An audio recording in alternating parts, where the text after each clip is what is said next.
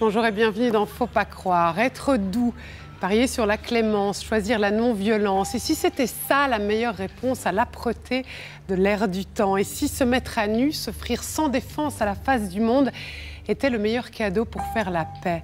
Faire la paix avec soi, mais faire la paix avec les autres aussi. Bonjour Sophie Fontanelle. C'est beau. Bonjour.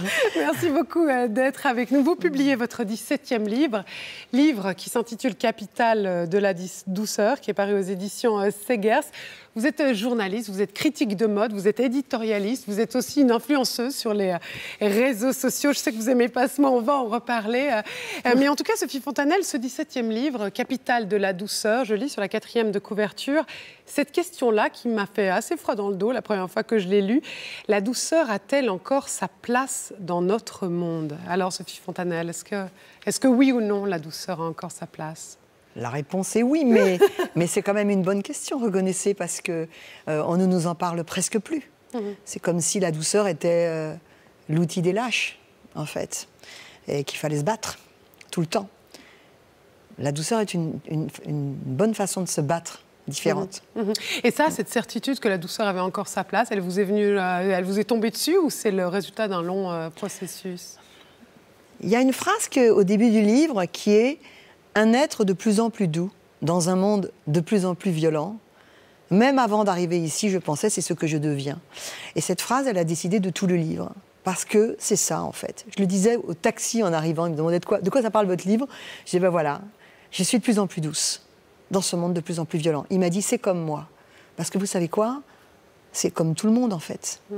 Et on ne nous parle plus de ça. On ne nous parle plus du fait qu'on est tous, en fait, assez doux. Mais c'est comme si on ne pouvait pas le montrer, en fait. On va parler de douceur avec vous encore, Sophie Fontanelle. On a beaucoup de choses à se dire, mais d'abord, je vous propose qu'on regarde un portrait de vous, mis en image par Emmanuel Tagnard. Sophie Fontanelle, vous voyez le jour à Paris, il y a 59 ans. Vous avez grandi dans un quartier chic de la capitale. Vous êtes une enfant hyper choyée par votre mère arménienne. Vous décrivez votre père, représentant de commerce, comme lunaire et drôle, échappé d'un film de Jacques Tati. Il vous a élevé dans la bienveillance.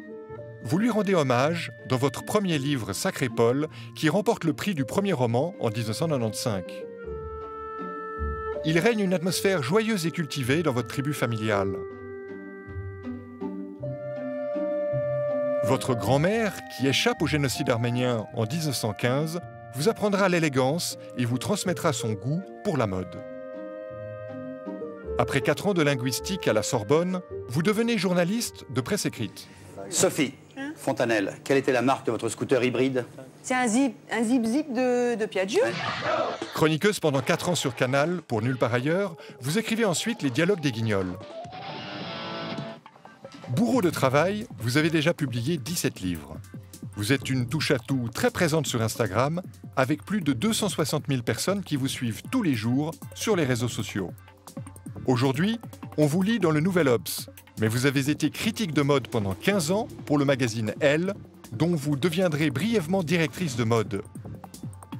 Vous y avez créé le personnage de Fonel, votre alter ego foufou, un avatar piquant et déluré qui explore le monde et la mode en toute liberté. Et c'est la liberté qui vous caractérise le mieux. Vous êtes une dynamiteuse de stéréotypes. Vous franchissez un cap avec votre livre Grandir en 2010. La détresse de votre mère, âgée de 86 ans, vous oblige à mettre votre vie entre parenthèses. Une ode à l'amour filial pour aimer ses parents sans retenue. En 2011, avec L'Envie, vous racontez les années que vous avez passées sans faire l'amour. Votre récit se vend à plus de 150 000 exemplaires. Et puis, à 53 ans, vous décidez d'assumer la couleur naturelle de vos cheveux. Votre roman « Une apparition » montre qu'une femme peut rester sexy sans se plier aux diktats des cheveux teints. En 2020, dans les fables de La Fontanelle, vous devenez fabuliste et vous vous penchez en rime sur les petites misères sexuelles du quotidien.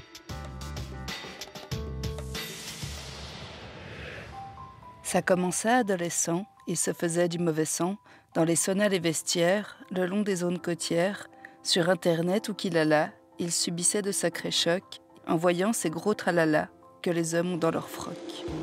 De l'homme qui en a une trop petite à la fable de la femme cruelle sur Tinder, les mots sont parfois crus, mais les morales toujours légères.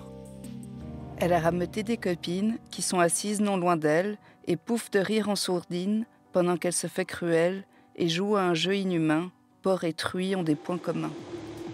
Des petites leçons de morale et de sagesse qui décortiquent avec finesse notre monde contemporain.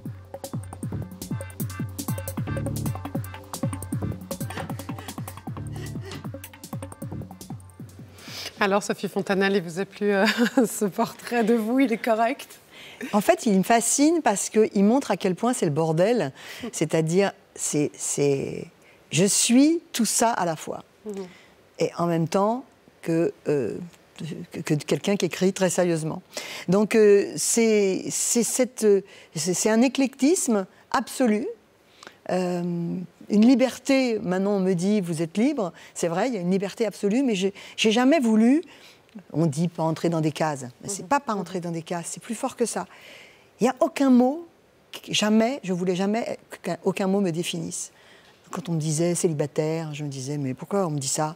Quand on me dit même femme, je suis une femme et voilà, mais je me disais je suis un être, j'ai toujours voulu éviter les mots qui vous coincent. D'ailleurs, quand on me demande si je préfère écrivain ou écrivaine, puisque moi je dis que je suis écrivaste.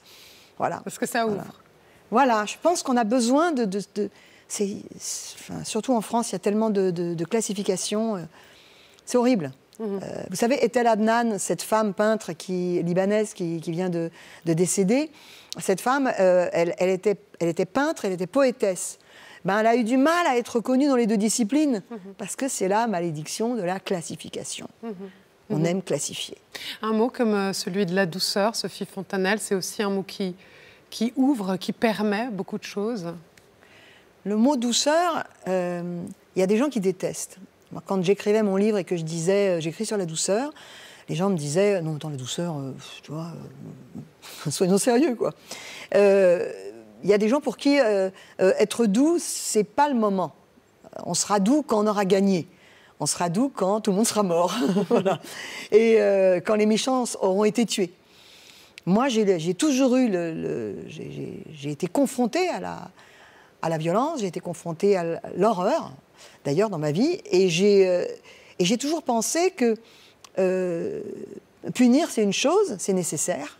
La judiciarisation est une chose nécessaire, mais ce que moi je veux fondamentalement, c'est adoucir les gens qui sont violents. Parce que sinon, on ne va pas s'en sortir, en fait. D'ailleurs, on voit bien là qu'il y a encore des femmes battues beaucoup, que ça augmente. On ne s'en sort pas. Et il faut passer par un adoucissement. Et cet adoucissement est un long chemin. Il y a un homme politique en France qui pense qu'il ne faut surtout pas adoucir les hommes. Moi, je pense que les hommes sont doux de toute manière déjà. Ils peuvent être l'inverse, mais ils contiennent de la douceur. Et hommes et femmes, nous devons nous adoucir, car nous sommes devenus des petits missiles qui, rien qu'avec un tweet, peuvent tuer quelqu'un.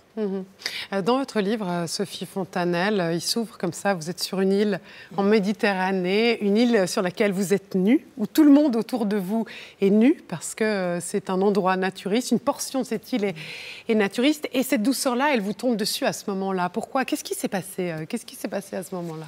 Mais j'ai eu l'idée du livre, finalement, ce jour-là. C'est qu'une amie m'a dit « Tiens, on va aller fêter ton anniversaire à l'île du Levant, qui est donc une île au large de Hyères, au large de Toulon. Cette île est une île...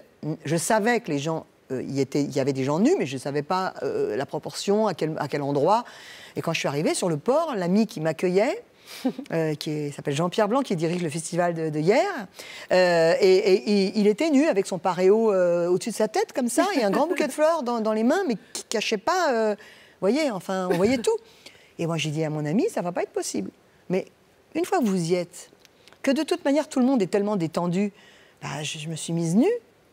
J'ai presque 60 ans, donc ça m'a fait beaucoup de bien, parce que je me suis rendu compte qu'il n'y avait pas péril en la demeure, comme on dit. et que c'était très doux. Et quand je suis rentrée d'un bain, en fait, le premier bain, j'ai dit à mes amis, mais ici, c'est vraiment la capitale de la douceur. Moi, j'étais en extase, je suis facilement extasiée. Une maîtresse d'école avait dit à ma maman, quand j'étais enfant, elle est à vous, la petite extasiée. Ça ne s'est pas arrangé avec le temps. Et là, il m'a dit, Jean-Pierre Blanc m'a dit, bah, écoute, ici, il y a 5% de l'île, c'est cette base naturiste, enfin cette base, cette communauté naturiste qui existe depuis les années 20, à la fin des années 20. Et tout le reste, c'est une base militaire où notre pays teste ses missiles. 300 missiles sont testés par an. À l'île du Levant. C'est pour ça que c'est si calme, parce qu'on n'a pas le droit d'avoir de bateaux sur cette île. Donc, je me suis dit, voilà, c'est notre vie, c'est nous. On est cernés par la violence, et on est là, avec nos 5% de douceur. Enfin, parfois, on a beaucoup plus, mais déjà 5%, c'est pas mal. Et on est là, c'est comme si, en fait, moi, ce que je pense, c'est que c'est pas grave que ce soit pas beaucoup dans le monde, cette douceur, mais il faut pas que ça rétrécisse. Et c'est en train de rétrécir, ce que raconte le livre. Ces corps nus, vous parlez de ces gens nus autour de vous-même, qui vous déshabillaient. Il y avait une forme peut-être de se soumettre, de vulnérabilité aux éléments, à la nature, de déposer les armes, en quelque sorte. Mais en fait, il y a un lien très clair entre la douceur et la nudité. C'est jamais bon signe les sociétés qui, au niveau de la violence, c'est jamais bon signe les sociétés qui stigmatisent la nudité. La nudité, on la voit plus. C'est-à-dire qu'en fait, si on réfléchit, moi j'appartiens à une culture, je suis française, mais ma maman était arménienne, j'appartiens à une culture où on accompagnait les personnes âgées, donc j'ai vu des corps âgés, nus, parce qu'on s'en occupait. Ça, on n'en voit plus. C'est-à-dire que je pense qu'aujourd'hui, il y a de moins en moins de gens qui voient des gens âgés nus. Ça leur fait peur, en plus. La nudité sur Instagram, elle est interdite. Donc, cette nudité... Ou alors, elle est esthétisée. Elle est esthétisée, mais surtout, vous n'avez pas le droit de montrer des seins sur Instagram. Enfin, il y a des choses que un pubis, vous ne pouvez pas montrer. Bon. Donc, en fait, comme on ne la voit plus, cette nudité... on a l'impression qu'on se protège, parce que c'est vraiment notre société est comme ça, mais en vrai, on retire de notre société la partie la plus vulnérable et la plus à respecter d'un être humain, qui est sa fragilité quand il est nu. Donc en fait, on est en train de faire un monde où on enlève cette part de nous, notre peau, en fait. On l'enlève de plus en plus. En revanche, on a YouPorn, où tout le monde peut aller, et en revanche, en plus, les gens qui vieillissent, on les invisibilise, on les voit plus. Voilà pourquoi, quand mon livre est sorti, le magazine Elle m'a appelé et cherchait en France à comment on allait parler de ce sujet. Et moi, j'ai dit, on n'a qu'à me faire poser nu. Parce que là, les gens, ils vont comprendre, en fait. Tout de suite, ils vont comprendre qu'ils ne voient jamais ça. Ils ne voient jamais une femme de mon âge nue. Pourquoi ? Parce qu'elle a trop peur de se faire agresser par des paroles. Parce que c'est surtout ça. Donc, il y a un lien entre la vulnérabilité et la douceur et la nudité. On va reparler de la nudité et des corps exposés ou non exposés. Mais pourquoi, Sophie Fontanelle, aujourd'hui, c'est si dur d'être doux ? Et ce n'est pas un gimmick, cette question-là. Pourquoi ça demande tant de courage d'être doux aujourd'hui ? Mais parce que ça vous demande déjà de réfléchir. C'est-à-dire que si quelqu'un m'agresse et me dit... tu m'intéresses pas sur Twitter, ça, tu vois. C'est plus facile pour moi de dire t'as qu'à partir, en fait, de l'agresser en retour, de lui dire toi non plus tu m'intéresses pas, connard. C'est-à-dire que c'est beaucoup plus facile de faire ça. Si prendre la décision de ne pas réagir éventuellement, prendre la décision de dire c'est bien dommage, prendre toute autre décision demande un temps de réflexion. Et nous n'avons plus ce temps de réflexion. Nous avons l'impression que nous avons une pluie atomique. Nous avons eu tellement peur de la guerre atomique, mais nous l'avons autrement. Nous l'avons par les mots. Et nous avons une pluie atomique qui nous tombe dessus de réflexion, de violence, de faits.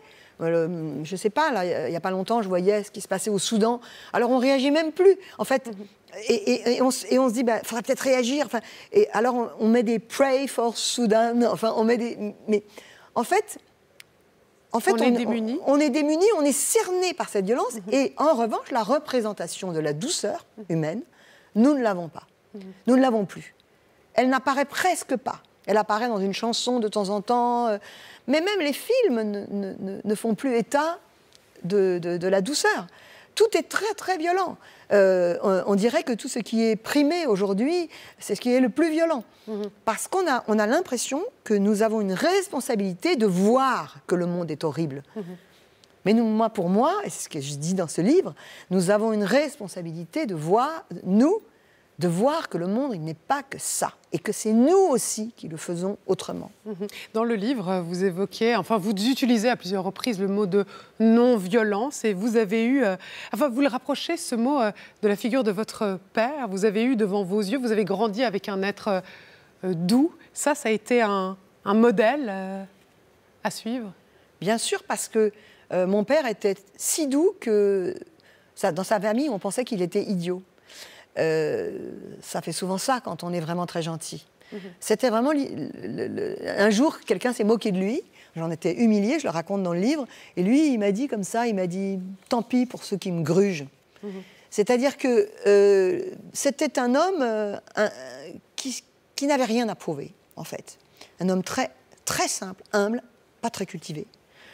Mais pour lui, le monde était ouvert si on était gentil et tendre.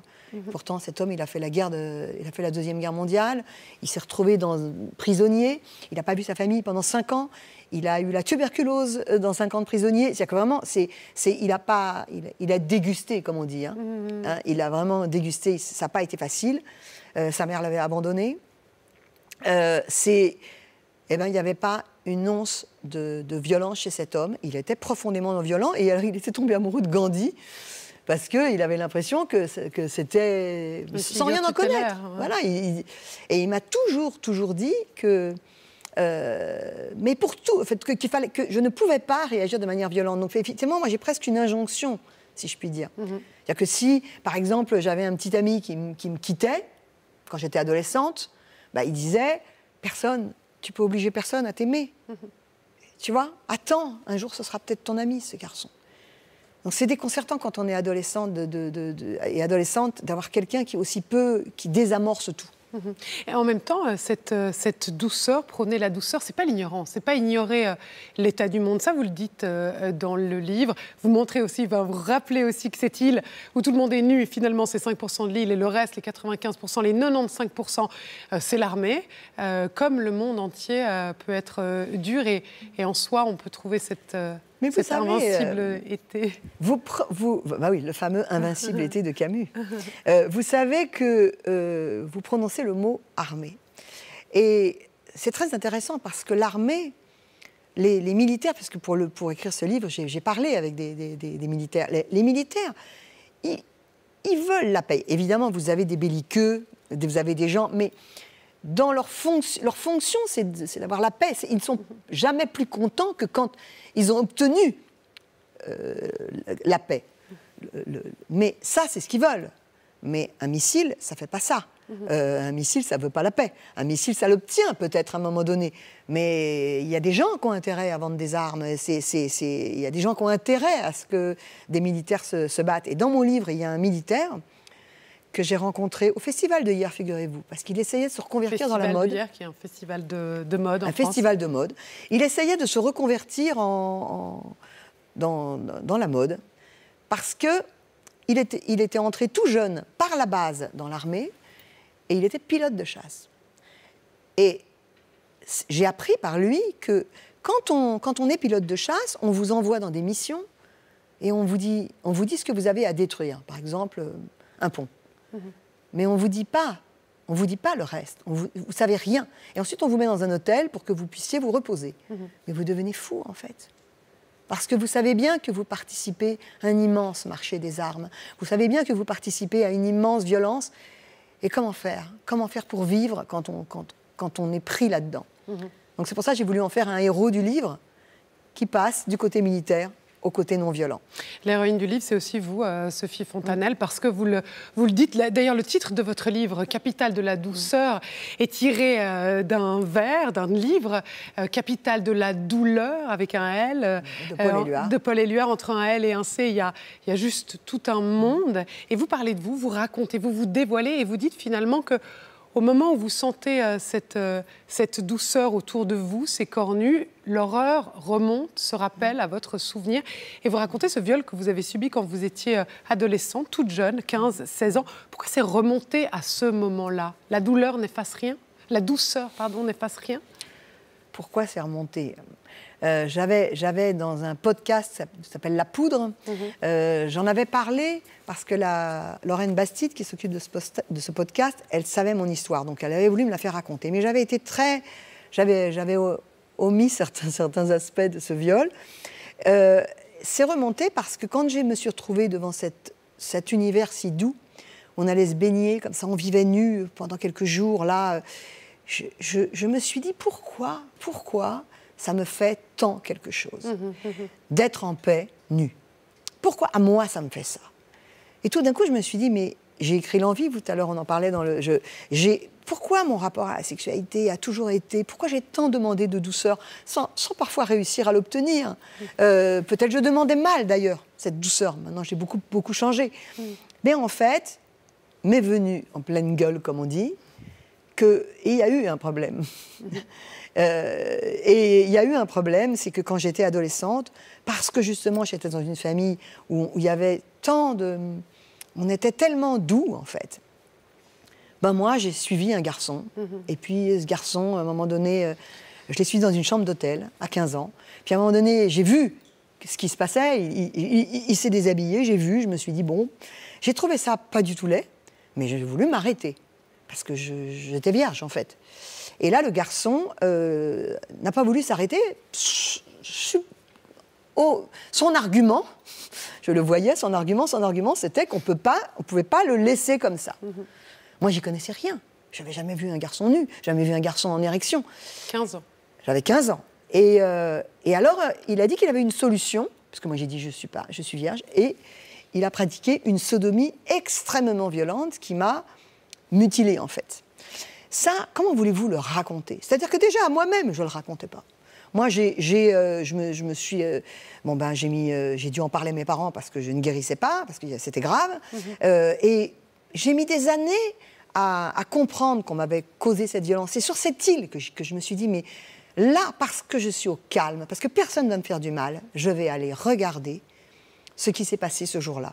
Et j'ai pas voulu, je voulais surtout pas dire aux gens, loin des vies tellement dures. Je voulais pas rajouter aux gens, voilà, maintenant vous allez vous prendre dans la figure ce qui m'est arrivé. Donc j'ai essayé de leur raconter ce qui le rend, me dit-on, d'autant plus terrible, de manière extrêmement douce, car j'ai voulu raconter l'ahurissement d'une gamine qui vit ça, qui ne comprend même pas qu'on est en train de la blesser vraiment. Au sang, quoi. Et qui ne comprend pas. Et j'ai voulu raconter ça avec douceur, car en fait, ce qu'on attaque dans le viol, c'est la douceur. C'est cette douceur qu'on vous pulvérise, et c'est ça qui fait que les gens, après, ils viennent en hurlant leur douleur. Mais se dévoiler comme ça, Sophie Fontanelle, se montrer au monde, vous l'avez fait dans les livres, L'Envie et une apparition, les cheveux gris, le corps, la sexualité. Qu'est-ce que c'est cette offrande que vous faites au monde? Vous vous mettez à nu, vous vous offrez comme ça peut-être pour donner aux autres, pour vous sentir utile. Est-ce que c'est pas un peu maso? Est-ce que c'est pas une mise en danger? Non, pas du tout. Si c'était maso, je le ferais pas. C'est victorieux. Et je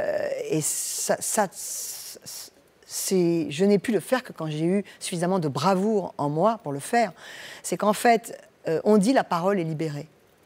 Mais la parole est libérée pour accuser. Moi, je pense que la parole, elle doit être libérée pas pour dénoncer. Parfois, il le faut. Et c'est très bien, et des gens le font, et c'est très bien. Mais il faut énoncer. Et moi, j'ai pris, il y a longtemps, ma décision que ma parole serait libre. et que je parlerai comme un ruban qui se débobine et je dirai les choses et je n'aurai jamais honte de les dire. Et Elle a un prix, cette liberté, Sophie Fontanelle? Alors, le prix, c'est des amis qui m'ont laissé tomber, qui n'ont pas compris, en fait, qui sont dérangés par ma liberté. Il y a des gens qui préféreraient que je me taise. Peut-être qu'il y a des gens qui préféraient que j'accuse, en fait. Ils seraient plus à l'aise si j'accusais, si j'étais vindicative.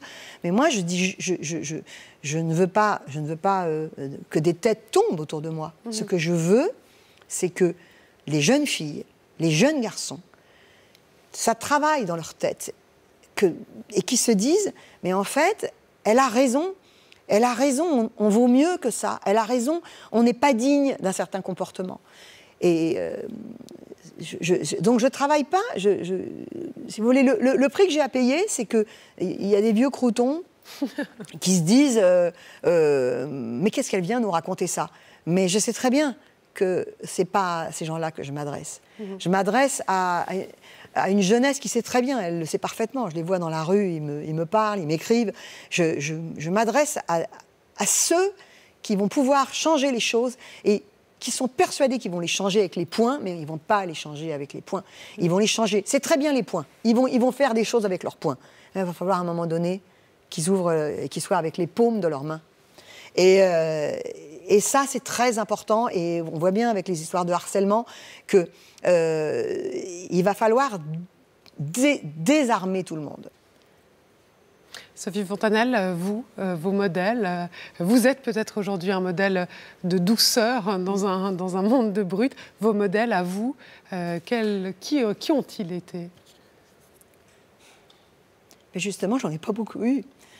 J'en ai vraiment pas beaucoup eu. Alors c'est ça qui doit changer? Mais il n'y en a pas beaucoup. Parce que, alors, si on prend par exemple, prenons l'âge. Si on prend sur l'âge, pendant longtemps, vous savez bien que nos modèles, c'était les comédiennes et les comédiens. Moi, j'ai eu Cary Grant comme modèle, par exemple. Et Katharine Hepburn.